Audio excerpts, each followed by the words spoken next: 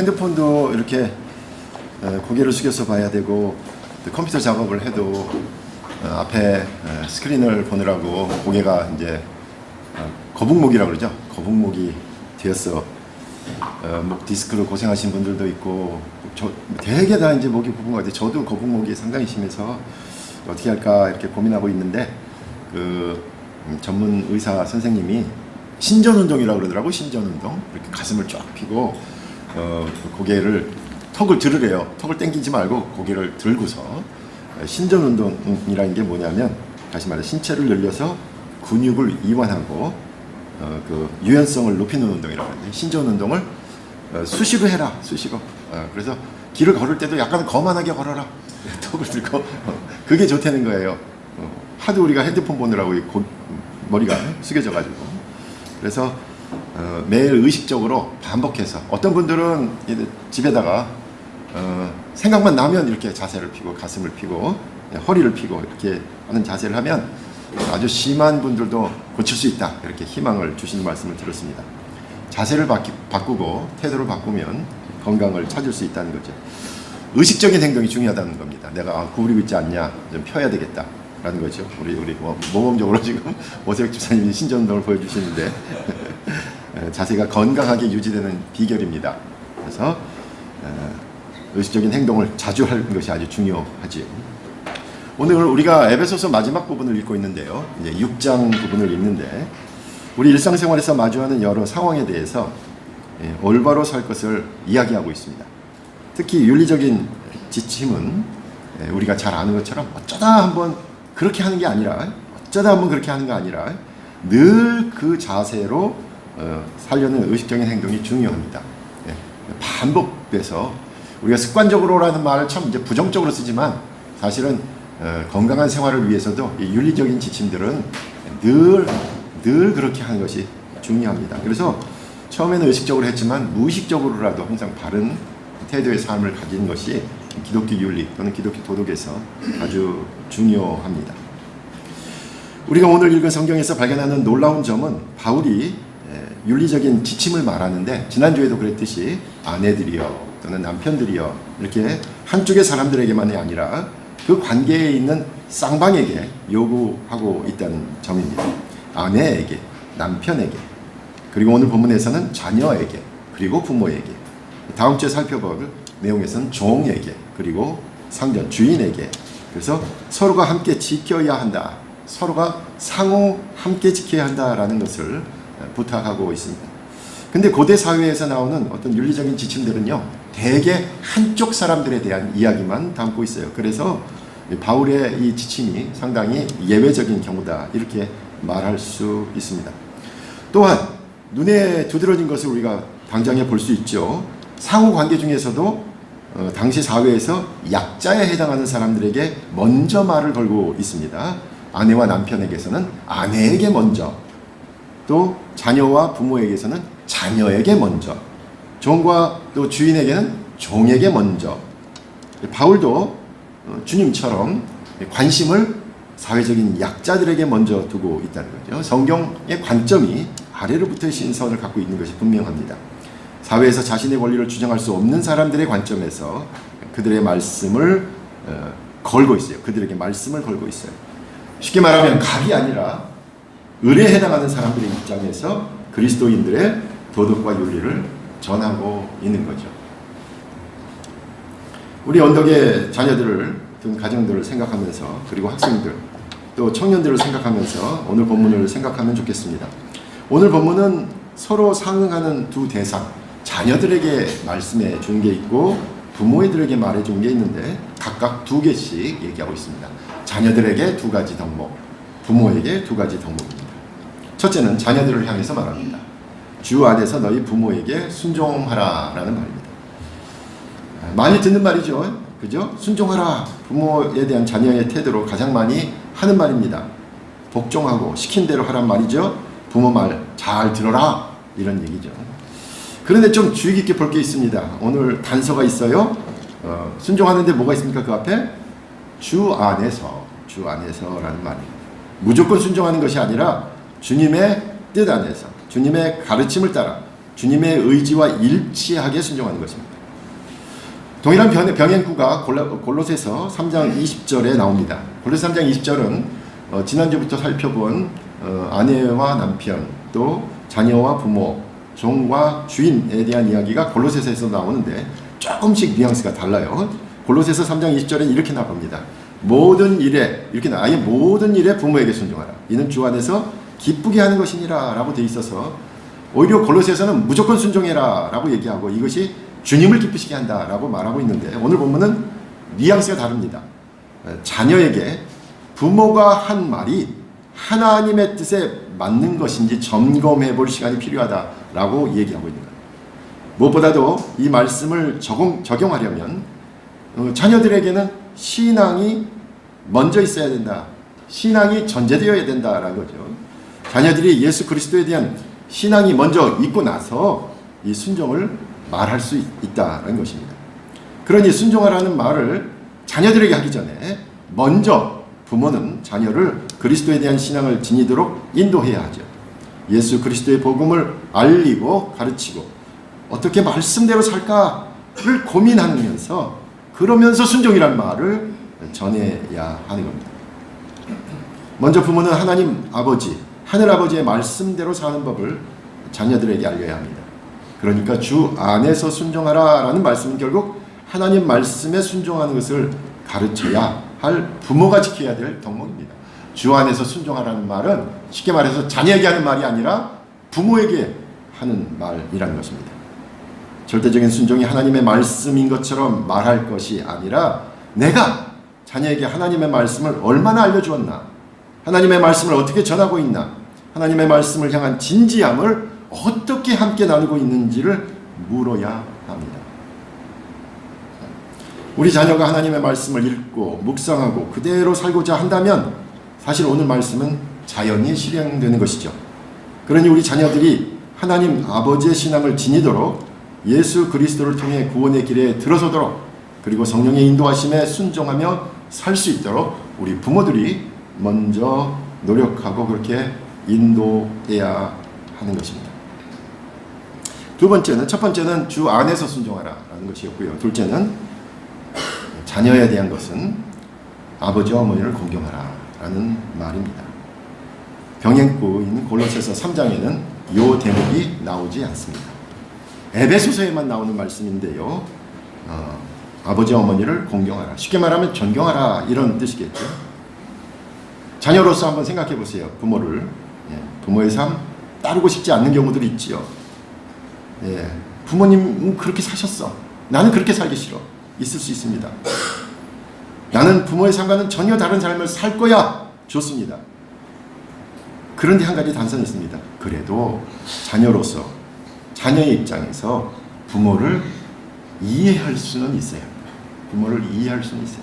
내가 부모처럼 살 필요도 없고 부모처럼 살고 싶지도 않고 부모 생각하면 지긋지긋한 부분이 있더라도 돌이켜보면서 부모님의 삶을 그러셨는가 보다 라고 이해할 수는 있어야 된다는 겁니다. 지금 이 말씀을 들을 정도의 자녀를 둔 부모의 입장들 생각해 보니까 특히 한국 사회에서 부모의 위치에 있는 분들 공통적인 경험이 있습니다. 사회학에서 여러분 들으셨을 거예요.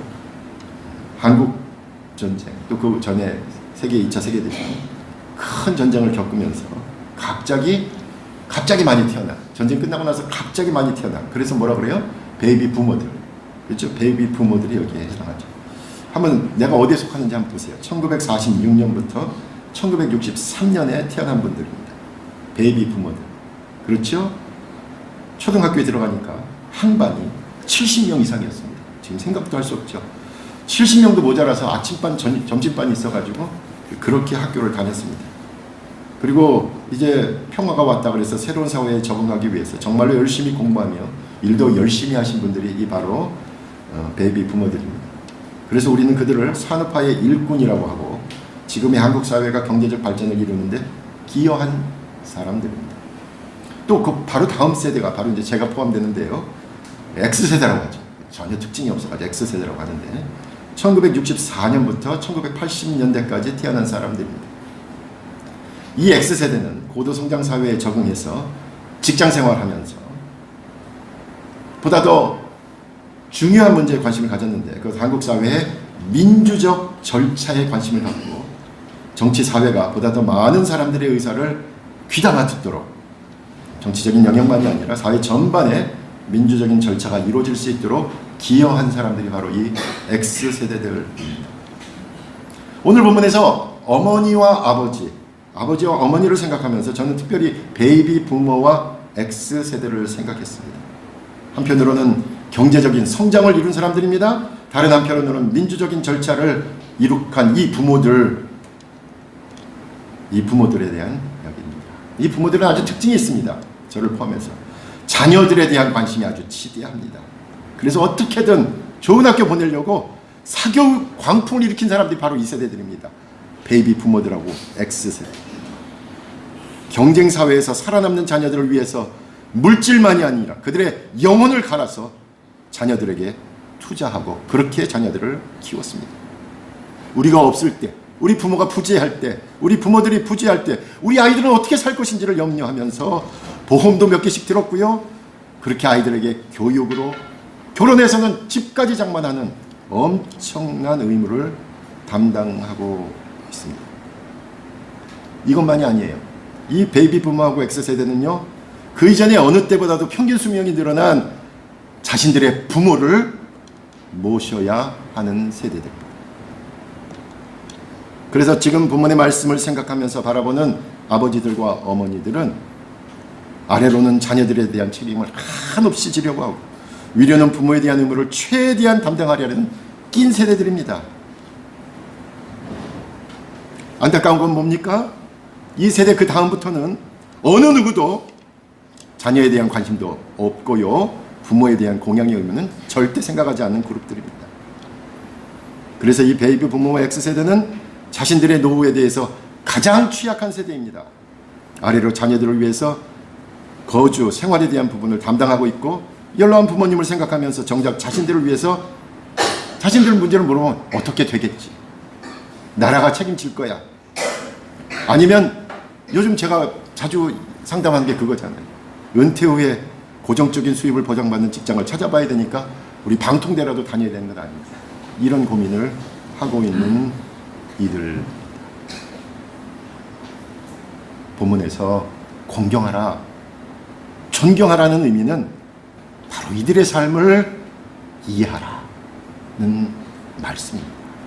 지금의 부모처럼 살라는 말이 아니에요. 그러나 그들이 아래로 위로 최선을 다하고자 한 그 사실을 인정해달라.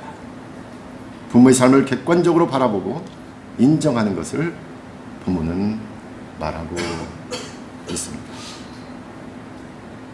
특히 아버지 어머니를 공경하라는 말씀에 따라온 게 있죠. 구약의 십계명을 떠올리면서 약속 있는 첫 계명이라고 말하고 있습니다. 실제로 출애굽기를 찾아보면 20장 십계명이 나오는 12절에 이렇게 나옵니다. 내 부모를 공경하라. 그리하면 내 하나님 여호와가 내게 준 땅에서 내 생명이 길리라 라는 말씀입니다. 근데 오늘 본문은 그 출애굽기에 나오는 내 하나님 여호와가 내게 준 땅에서 라는 부분이 빠져 있습니다. 오늘 본문 3절에서 이로써 내가 잘되고 땅에서 장수하리라 라는 말로 대치되어 있습니다. 부모 공경에 대한 열매로 얘기하고 있는데, 특별히 하나님께서 주신 땅, 이 십계명에 나오는 하나님께서 주신 땅, 이 모세를 통해서 주신 말씀이니까 가나안 땅이겠죠. 예. 부모를 공경하는 말씀은 이스라엘 백성이나 후에 유대인들에 대한 계명이었습니다. 그런데 오늘 본문에서 하나님이 주신 땅, 가나안이란 땅을 빼버리니까 이제 이 말씀은 단순히 유대인들, 이스라엘에게만이 아니라 이제 모든 사람들에게 대한 계명이 된 거죠. 특히 에베소 교회에 지금 새롭게 참여한 이방인 그리스도인들에게도 해당하는 말씀이 되었습니다. 바울이 지금 여기서 부모 공경과 함께 십계명을 떠올리는 이유가 있죠. 약속이 있는 첫 계명, 사실 약속이 있는 첫 계명 아니에요. 출애굽기 20장 4절에서 6절에는 뭐라고 나오냐면 우상 숭배를 하지 마라. 그러면 은혜를 1000배까지 내리겠다라고 이미 우상 숭배에 대해서 열매가 있다라고 얘기하고 있어요. 그러니까 오늘 본문은 그 첫째라는 것은 중요한 계명이다라는 강조법으로 받아들여야 할 것입니다. 그러면 부모를 공경하면 어쨌든 바로 땅에서 장수하리라라는 이제 그 말씀은 살아 있습니다. 오늘 본문처럼. 여기서 조금 더 생각할 필요가 있겠죠. 여기서 땅, 단순히 토지가 아니라는 사실이겠죠. 저는 어려서부터 그런 말씀 많이 들었습니다. 부모에게 공경한 사람은 부동산을 많이 소유하게 된다 라는 해석을 많이 들었어요. 근데 오늘 보면 그 얘기 아니죠. 바울은 지금 이 땅에서 하나님의 아들 예수 그리스도를 통해 시작된 하나님 나라를 생각하고 있는 거죠. 다시 말해서 부모님을 공경하고 존경하며 적어도 이해하려는 사람은 예수 그리스도를 통해 시작된 하나님 나라에서 영원히 사는 것이 보장되어 있다라고 말하려고 하는 것입니다. 부모의 삶에 동의할 수는 없어요. 부모처럼 살지는 않을 겁니다. 아니, 부모를 적극적으로 사랑하지 않을지라도 적어도 부모의 삶을 이해하는 그런 자녀들은 그만큼 하나님 나라에 가깝다라고 말하고 있는 것입니다. 순종하라는 말하고 주 안에서 순종하라는 말과 공경하라는 말이 우리 자녀들에게 주는 말이라면 그 다음에 부모에 대한 권명이 연결됩니다. 여기서도 두 가지 지침을 전하고 있습니다. 첫째는 노엽게 하지 말라. 노엽게 하지 말라. 특히 이렇게 붙어 있어요. 아비들아, 자녀를 노엽게 하지 말라.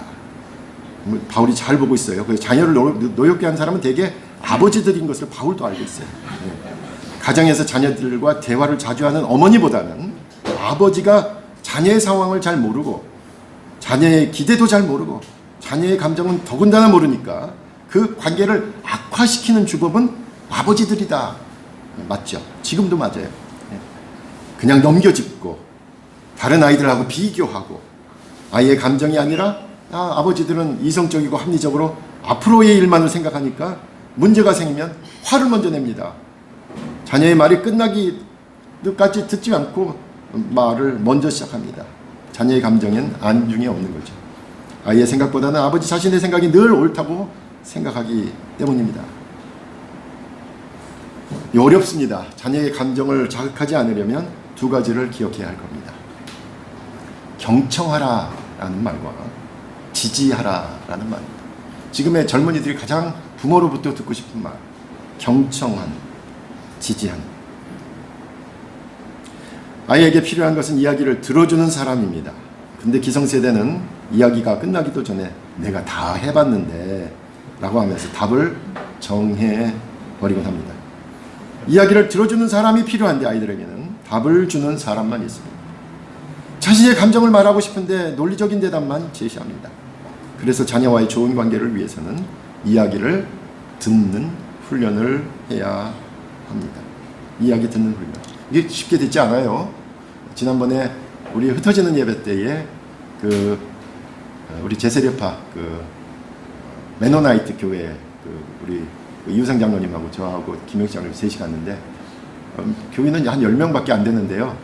예배를 저녁 때 가자. 저녁 먹을 때까지 저녁 먹고 왔습니다. 그날 결국 뭘 하나 봤더니 듣는 훈련을 갖다 한 2시간씩 시켜요. 그래서 거기는 사람이 적으니까 뭐 여러 가지 프로그램들 훈련을 하시는데 자기네는 부흥이 필요 없대. 10명이라도 제대로 된 신자를 키우는 게 목적이래요. 그러면서 듣는 훈련을 시키는데 우리끼리 훈련해 봤는데요. 정말 우리 안 듣더라고요. 방금 뭔 얘기를 했는지 대답해보려 했는데 자기 얘기하고 있어요. 이 사람 한 얘기 안 듣고. 듣는 훈련 해야 합니다. 두 번째는 자녀의 감정을 자극하지 않으려면 지지하라는 것입니다. 지지하라. 어설프지요. 불안하지요. 못 믿었지요. 그리고 우리 아이들을 지지할 사람은 부모밖에 없는 사실 받아들여야 하지 않겠습니까? 부모가 자녀의 편이 되어주지 않으면 우리 아이를 끝까지 지지하고 응원하며 옆에 있어줄 사람은 없습니다. 자녀들의 말을 경청하고 지지하는 부모들이 되어야 하겠습니다. 특별히 그런 아버지들이 되어야 하겠습니다. 어머니들은 자녀들하고 대화를 많이 하잖아요. 근데 우리 아버지들은 저를 포함해서 대화가 정말로 부족합니다. 경청하고 지지하는. 마지막으로 부모에게 주는 지침은 오직 주의 교훈과 훈계로 양육하라라는 말씀입니다. 부모가 자녀에게 할 것은 노엽게 하는 것이 아니라 경청하고 지지하는 것이고, 이제 주님의 교훈과 훈계로 양육하는 것입니다. 여러분, 교훈과 훈계로 양육하라? 이거 뭐죠? 사도 바울이 교회에 대해서 계속 반복하는 말이잖아요. 특별히 누구에게 하는 말입니까? 새로운 입교자가 생겼을 때 그렇게 교훈하고 훈계한다. 새로 신자가 왔을 때 이렇게 하는 거잖아요. 다시 말해서 자녀를 우리가 새가족 교육하잖아요. 새가족 양육하듯이 훈련시키라, 이런 말입니다. 주님의 교훈과 훈계로 양육하는 것은 그러니까 시간이 많이 걸립니다. 하루아침에 주입하려고 하니까 자녀를 노엽게 하는 것이고 화나게 하며 부모를 멀리하게 하죠. 한 생명을, 한 가정을 우리가 성숙한 신앙인으로 세우기 위해서 우리 언덕교회 교인들 전부가 관심을 갖잖아요. 누가 새로 오면 요즘은 이제 옛날 같지 않아가지고 전부 다 아는 척하고 인사하고 지난주에 왜 안 오셨어요? 막 이렇게 많이 바뀌었잖아요. 그렇게 하라 이거예요. 자녀들에게. 그렇게 새 가족 온 것처럼 그렇게 시간을 들여서 그렇게 관심을 갖고 전 교인이 관심을 갖고 전 성도들이 말씀과 기도로 권면하라라는 거예요. 그러니까 우리 청년들이 왔을 때 오늘 우리 준석이 형제 어디 갔지? 어쨌든 관심을 갖고 계속해서 우리가 제자로 하나 만들어야 된다. 이렇게 그렇게 열정을 갖고 관심을 갖고 여러분이 교훈과 훈계를 하셔야 됩니다. 바로 그렇게 우리 자녀에 대해서도 절대적으로 시간을 가지고 꾸준히 그리고 지속적으로 하나님의 말씀을 들려주고 말씀을 묵상하도록 하고 그 말씀대로 살고자 하는 마음을 일으켜야 합니다.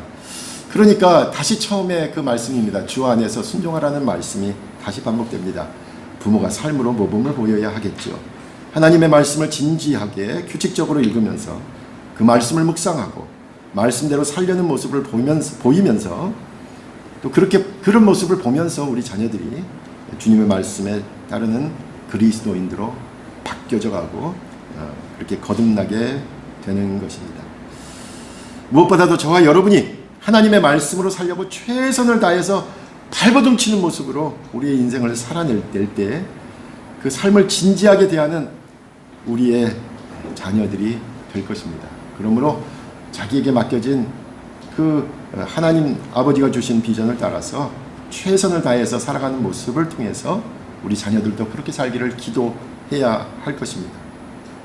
하나님의 말씀으로 위로 삼는 그 모습에서 때로는 어두운 시간을 지내는 하나님의 말씀으로 그 어두운 시간을 이기는 지혜를 우리가 간구하듯이 우리 자녀들도 행여 어려운 순간이 있으면 하나님의 말씀으로 위로를 얻고 힘을 얻을 수 있도록 간구해야 합니다. 행여 우리가 계획하던 일들이 좀 잘 되는 일도 있잖아요. 그럴 때는 교만하지 말고 주위 사람들과 나누는 모습을 보이면서 우리 자녀들도 그렇게 되게 해달라고 기도해야 합니다. 제가 지난 주간에 한 모임에 갔는데 특별히 그 작년에 있었던 그 에즈베리 부흥 운동에 대해서 이제 많은 얘기를 들었는데 과연 무슨 일이 있었는지 에즈베리 총장님하고 또 교수님들 쭉 오셔서 그 자기들의 그 겪었던 일을 말하는 걸 들었습니다. 우리가 알기로는 얼마나 오래 지속됐는지 모르는데 16일 지속됐다 그러더라고요. 16일. 그냥 대학교입니다. 대학교 채플에서 갑자기 기도하는 운동이 일어난 거예요. 그래서 그 총장님은 아예 이렇게 얘기하더라고요. 이거는 대학생 운동이었다라고 얘기하고 있습니다. 여러분 제가 X세대, 베이비 부모 얘기했는데 최근에는 MZ라고 우리가 많이 쓰는데 아예 이번에 모임에서는 MZ라고도 안 쓰더라고요. 아예 M은 건너뛰고 밀레니엄 세대는 건너뛰고 이거 G세대, Z라고 하는 G세대입니다. 제너레이션 Z라고 하더라고요. 그걸 줄여서 뭐라고 하냐면 젠지. 여러분 젠지 그러면 그 무슨 뜻인지 알아들으셔야 돼요. 제너레이션 Z. 뭐냐면 1997년에서 2012년 정도 이제 막 대학생들, 막 졸업한 학생들이죠. 젠지입니다. 아마 젠지가 저것도 있을걸요? 게임 이름도 있을 거예요. 게임 이름도 젠지라는 게 이게 다 제너레이션 Z라는 뜻입니다. 대학생 운동이었다는 거예요. 예, 자기들은 전혀 이렇게 북돋으려고 하지도 않았고 심지어 찬양팀도 없앴답니다. 그 집회 기간. 자연스럽게 성령께서 역사하시도록 하면서 밤새도록 기도하고 회개하는 운동들이 계속됐는데요. 그 틈새를 노려가지고 미국에서도 유명하다는 목사님들이 연락이 온 거예요. 설교 한번 시켜달라고. 전부 끊었답니다. 목사님들 못 들게 하고요. 방송이 와서 찍을 때도 전부 못 찍겠다는 거죠. 자연스럽게 하나님이 하시도록 그 일을 지켜봤다라는 것입니다. 그리고 실제로 16일이 지나고 나서 학생들이 변하고 이 운동이 각각 세계로 퍼져나가는 것을 목격했다라는 것입니다. 저는 그 보고를 들으면서 이런 것을 깨달았습니다. 우리가 지금 세대 이 궁극적인 것, 종교, 신앙에 대해서 관심이 없는 세대다라고 아예 이름을 붙이는데 아니라는 거예요. 그들 가운데서 하나님께서 역사하신다는 겁니다. 우리가 이미 지금 젊은이들은 이런 거에 관심이 없어, 예배에 관심이 없어, 궁극적인 하나님에 대해서 관심이 없어라고 그냥 퉁쳐가지고 우리가 포기하지 말고 그들도 하나님께서 사랑하는 영혼들이다 라는 사실을 명심하라는 것입니다. 우리가 자녀들을 키우면서 우리가 이제까지 경험한 것 가운데 할 수 없는 일도 있다라는 것, 솔직히 말해서 자녀를 키우면서 철저하게 깨닫습니다. 내가 할 수 없는 게 있구나. 다른 데서 아니잖아요. 우리 자녀들을 볼 때 내가 할 수 없는 게 있구나 라는 걸 인정하게 되지. 근데 분명한 것이 있습니다. 저와 여러분의 인생에 함께 하신 하나님의 신실하신 입니다. 지금까지 우리와 함께 하신 그분께서 이제 우리 자녀들에게도 늘 함께 하신 것을 믿고 기도할 수 있습니다. 말씀을 정리하면서 이번 가을에 특별히 입시를 앞둔 우리 자녀들이 있습니다. 가정들이 있는데 특별히 기도를 해주셨으면 좋겠습니다. 아무쪼록 자신들이 잘하고 자신들이 좋아하고 더 나아가서 자신뿐만 아니라 이웃에게 유익한 그런 전공을 선택하며 나갈 수 있도록 자녀들과 청년들을 응원해 주시기 바랍니다. 그리고 그 어떤 결과에도 또 다른 계획으로 함께 하실 하나님을 소개하면서 그리스도인 가정 그리고 아름다운 신앙 공동체를 이루어가는 우리 모두가 되시기를 간절히 부탁드립니다. 기도하겠습니다. 아버지 하나님 감사합니다. 저희들에게 자녀와 또 부모님을 허락하셔서 정말로 하나님의 사랑 멀리 있는 것이 아니라 우리 가까이에서부터 먼저 체험할 수 있도록 인도하시니 감사합니다. 우리의 부족함을 깨닫고 우리의 무능력함을 깨달을 수 있도록 늘 우리를 견책하여 주시고 우리의 자녀들이 무엇보다도 하나님과 동행하는 그리고 기도하는 자녀들 될 수 있도록 늘 함께하여 주시옵소서. 예수님의 이름으로 기도하옵나이다. 그런 것 같고요. 서로 주변에 교우들 간에 인사 나누시죠.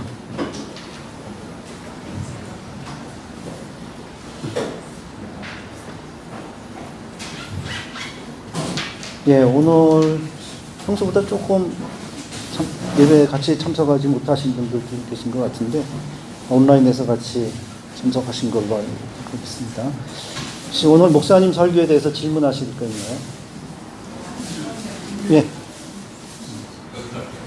그 지난주에 목사님께서 그 부부간 사랑이 이게 권고가 아니고 누군가고 명령이라고 해서 실제라는 것입니다. 저는 프로바울이 얘기한 거를 그냥 권고라고 생각했거든요.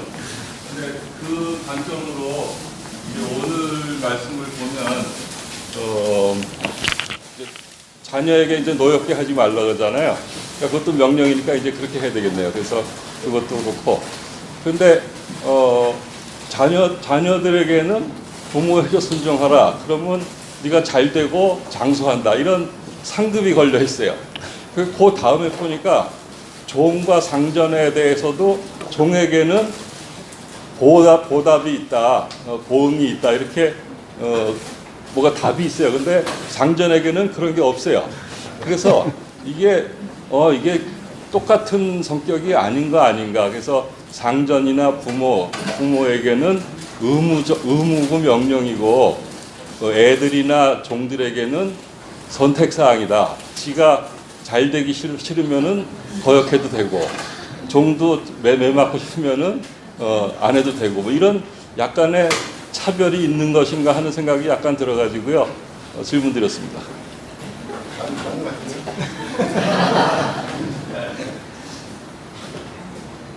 예, 다음 주에 아마 제가 설교해야 되는데 다음 주에 그 대목을 강조하겠습니다. 예, 그렇게 좀 정말 그렇네요. 저도 그 구조는 제 눈에는 아직 안 들어왔는데 다음번 본문 읽으면서 약자들에게는 상급이 있다라는 얘기. 예, 오집사님. 장로님하고 똑같은 생각을 했는데 5절에 5절에 다음번. 중간에 사격을 하는 거죠. 이로써 내가 잘되고 다윗한테 땅에서 장수하고 하늘에서 큰 상급이 있을 것이다. 그 구절이 혹시 있었다면 5절에 출산율이 확 올라가지 않았을까? 예, 어쨌든 뭐 초두에 제가 말씀드렸습니다만은 바울은 약자의 관점에서 먼저 말을 걸고 있다라는 것, 예, 그건 분명한 것 같습니다. 그리고 상급이 아내에게 또 자녀들에게 또 종들에게 있다라고 얘기할 수 있는 것 같아요. 물론 다음 주 본문은 좀 많이 논쟁적인 본문이죠. 고대 노예제 사회를 반영하고 있기 때문에 좀 더 고민을 해봐야 되겠지만, 예, 말씀을 좀 더 치밀하게 보도록 노력하겠습니다. 네.